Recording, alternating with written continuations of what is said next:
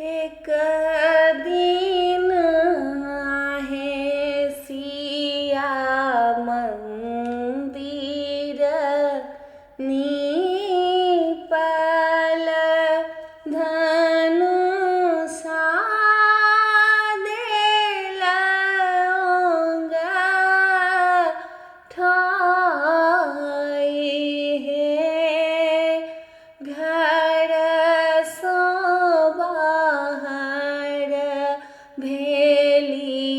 माए सुने ना बैसी गेली देहरी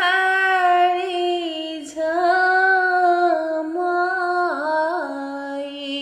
हे पूजन आएला राजा जनक जी सीता सीता काएला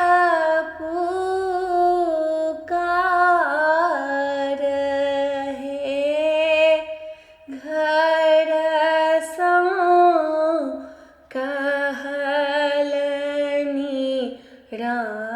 रानी सुने ना